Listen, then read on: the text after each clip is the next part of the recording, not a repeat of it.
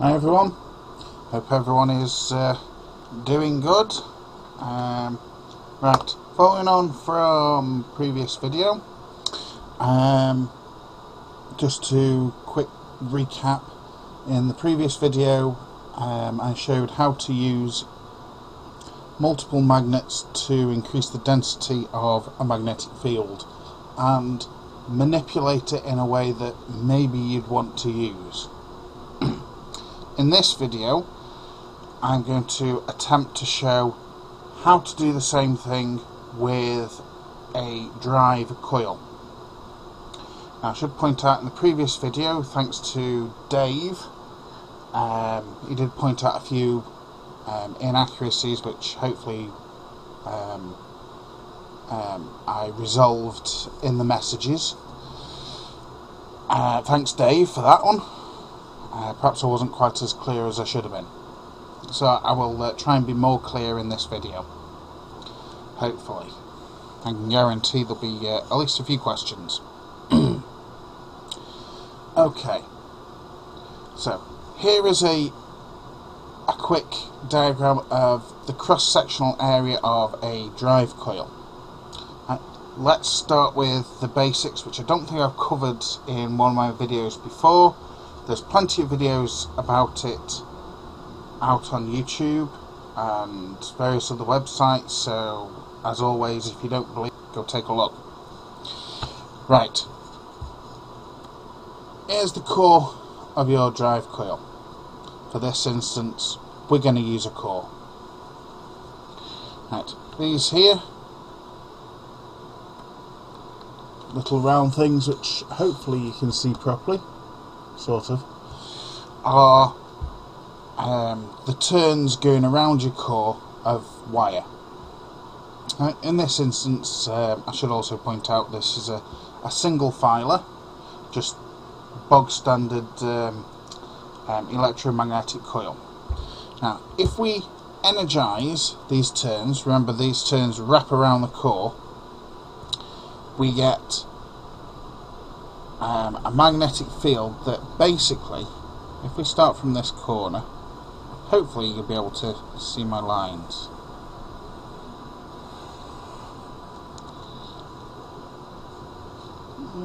Yep, you can see them. Wonderful.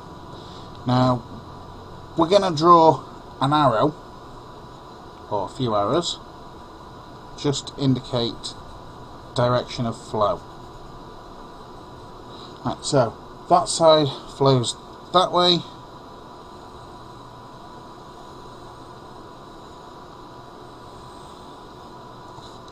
and that side flows that way.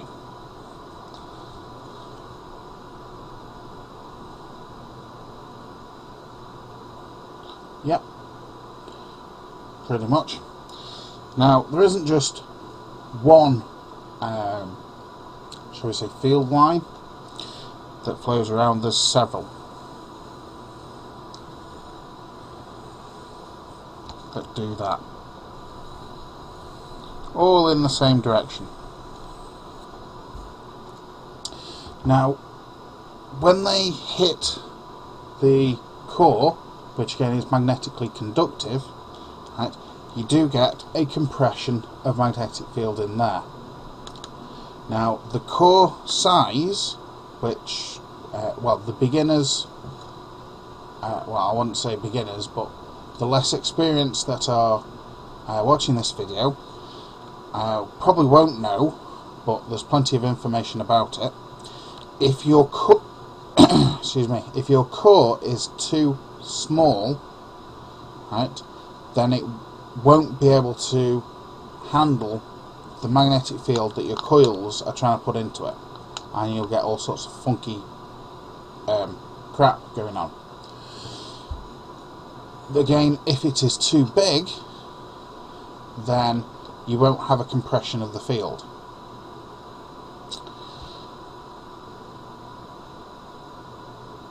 Now, what happens is, which way around is it? That way. In this drawing, I think I've got it the right way around, this would become North Pole, and that would become the South Pole. Okay, just for argument's sake, I think it's that way around. Yeah. Anyway, what happens at the north and south sides is, because of the compression here down its length, you get a, for want of a better way of putting it, a build-up of field at each end. Now normally that just then flows in an expanded field like that. Not that you can see that properly. There we go. So you get one set of, shall we say, field lines, gust lines, that follow the actual turns pretty closely, within a millimetre of them. And it goes north to south and south to north. But also, after that, you get a divergence of field, because air is not as conductive as your core, so it can't compress the field in air or even a vacuum. So you end up with a build-up of field, either positive or negative, north or south, however you want to refer to it, at each end. That's basically what the electromagnet is. Now, if you have something like a transformer that's got conduction all the way round, then it's all contained within the magnetic core. But we're not doing that. So, we've already got compression, but we lose it at the ends. But not completely. There is a way to recompress the field. Right? Now, first of all, you would probably think, well, if you make it thinner, you'd compress it. No. If you made it thinner, you reduce the amount that it can conduct. So making it thinner is not going to work. Well, it'll have a little bit of effect, but not to the magnitude that we want. Making it thicker will decrease the magnetic density. So again, not the effect that we're looking for. Right. So, how do we increase the density? Well, Vesper and Rich DePet created a calculator for calculating the field strengths of a single core. Right. So you can optimize your core to get the maximum out of it, which is wonderful. But again, not quite the effect that we're looking for. So how do we do it? Reuse the same piece of paper so we don't waste anything. Now, this is where my drawings get really funky. Let's do it this way. Yeah, you all love my drawings, you know you do. Again, not to scale. Have you guessed what it is yet?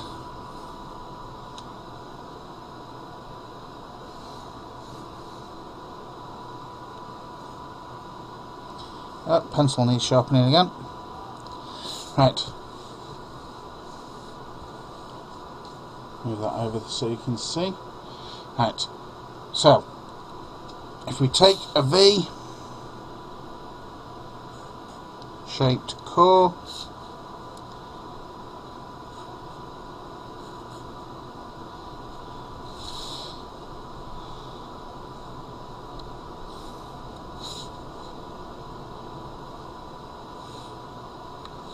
there's all your turns. Yes, I could have just copied the other one, sorry.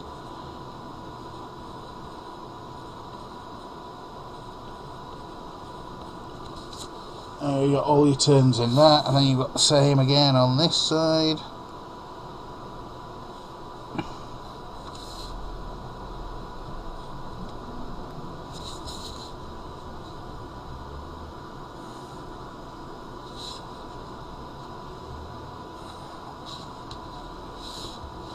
Yada yada yada diddly diddly diddly.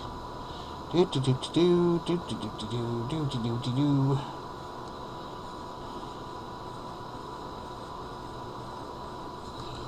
You get the idea. So, put 2 coils in, and hang on, not quite so simple.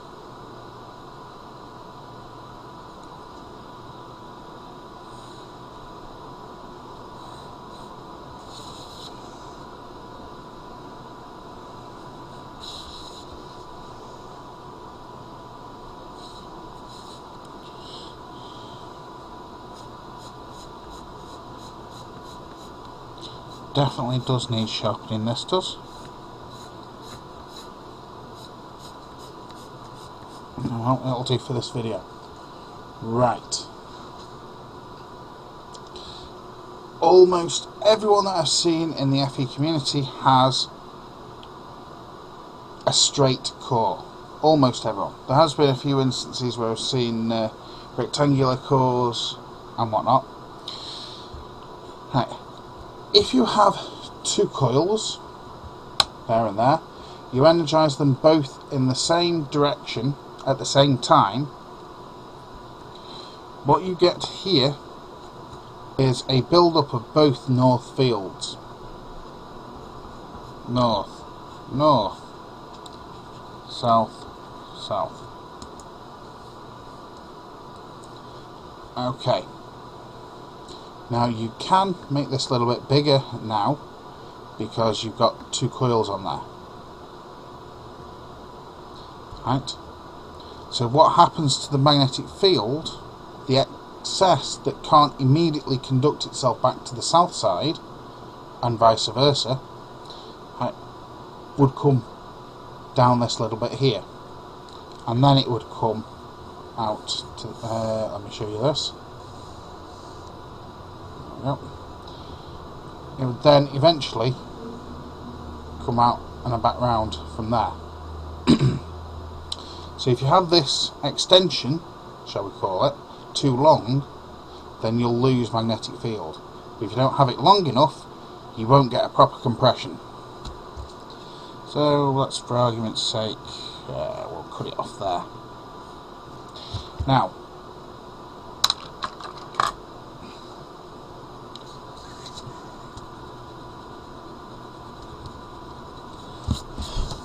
there we go. From this point you can run a standard pulse motor setup. So you can have your wheel here. Have I got something circular around to act as a wheel? Coffee cup? Ah, that'll do. Maybe. Hang on, one moment. Oh, I've got a blank CD in here somewhere.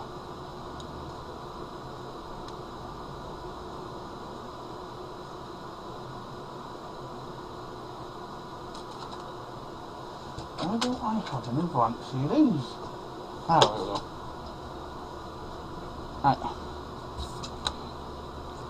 We'll use... Seriously? I dropped my pen. Are you kidding me? Oh. Right. So, you can pretty much see there, where we'd normally have a single coil vertically, twin coils, fired at the same time, gives you a compression. Question, why stop with 2? You can have 3 coils pointing down in like a pyramid type shape, which would also give you 4. You'd do the same as well. You can also, because you've split it into a more 3-dimensional core, you can then slide on a 5th one. If you did a pyramid, think of Egypt pyramids. Each of those corners that go up to the point, your point's there. Right. Each of the corners on the pyramid is one of your coil conductors. If you did that and you got the angles right, you could then put a 5th one in the centre. Now you've got to be careful of all the dimensions. I have my pencil back. Yay! If you have too much core material, then you won't get the compression. If you have too much core material, try again. If you have too much core material, you won't get the compression. You'll get way too much attraction from the rotor, from the magnets on the rotor. And I mean way too much. Which could be good depending on your setup. If you have too little, then yes, you're going to get compression, but the field is just gonna, it'll just go really funky. Some of the things that I've seen that I can't actually explain how or why I've seen them is that if you think of the field around an electromagnet and a magnet as I've always explained it, the Gus lines, normally you'd get a nice elliptical style shape going from north to south, south to north. If you don't have enough core material, what you will get is a very horrible escape of the magnetic field. How can I describe it? How can I even draw it? Ooh, now I'm stuck.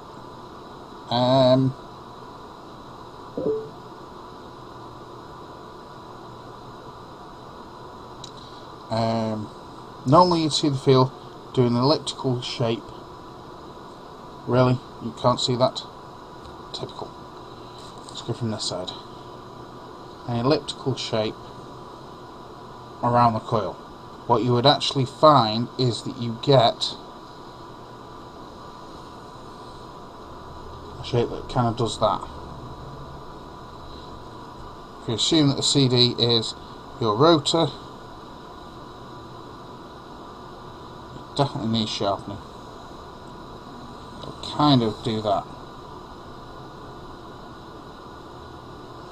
And then that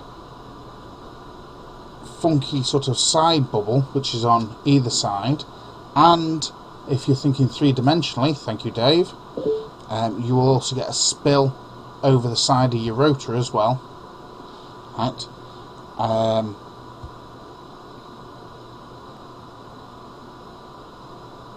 You will get the magnetic field will sort of form around your rotor, and it'll screw up anything else that's on your rotor, which is where some people's experiments that I've seen are falling down, because the magnetic field from their drive coil, right, doesn't match the field from their rotor, and it's all out of whack, and the field just goes everywhere, which, don't get me wrong, depending on your setup, that can be a good thing, but we don't want to go that route. Why? Probably because it gets really difficult to picture what's actually going on, especially when you start having rotors go when you're using a drive coil to drive a rotor at high speed that then drives a generator doing 3,000+ RPM. Having magnetic fields starting to wrap themselves around the rotor becomes bad. Right, so you want to keep the field within a small area. Smaller the better, yes, but don't forget it's relative to the size of your rotor in the magnets. Okay, so if you've got a micro rotor, like some of the ones that I've seen, in fact I've got one just to hand here, those that are using these things for seriously high speeds, right? then your drive coil needs to be sized to the rotor that you're using.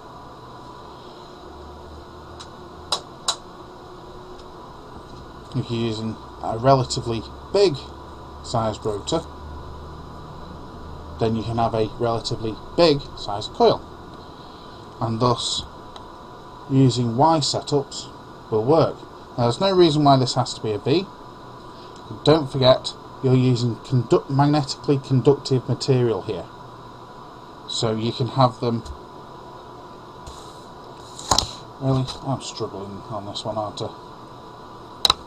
So you can have them like that, and grabs another pen, like that, a T.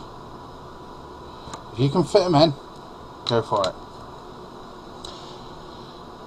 Now, don't forget, if you're using a pulse motor setup, which is what I've described here, right, only one of these coils needs to be a bifilar. The rest can be mono, or you can still have the others bifilar.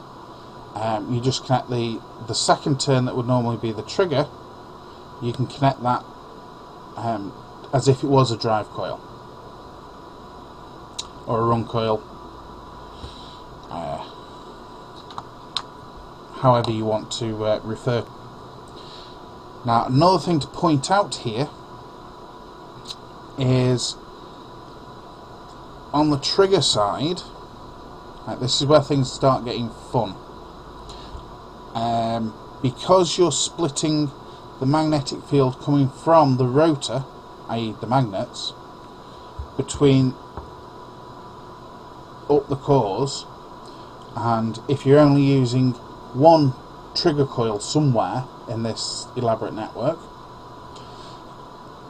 you will get less field going up that coil to the trigger coil.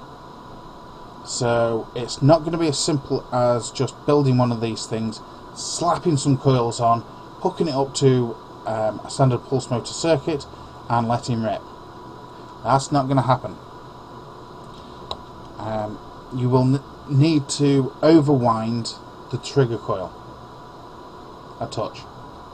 So probably is best, if you're running 2 coils, use 2 trigger coils, at least for the time being while you're experimenting. Later on, of course, you can figure out how to trigger these with a lower input signal from the trigger coil. Okay, or for those that even want to really get funky on this, Hall effect sensors, reed switches, yeah, no problem, go for it.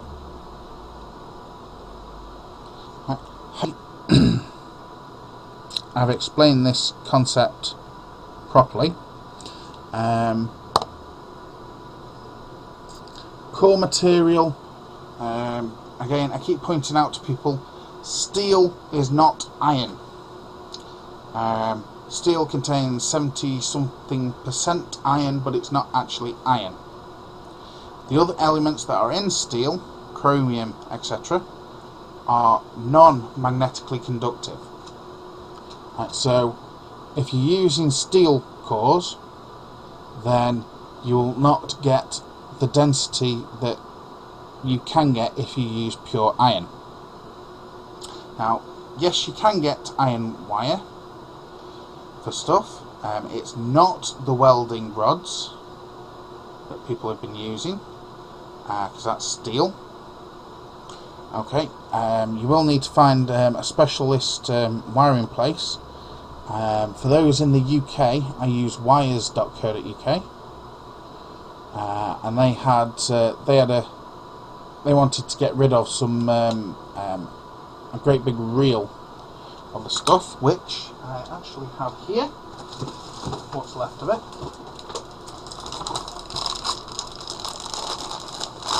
Excuse me, it comes in a awkward container. It's in the light, of course it is. Let's adjust this, shall we?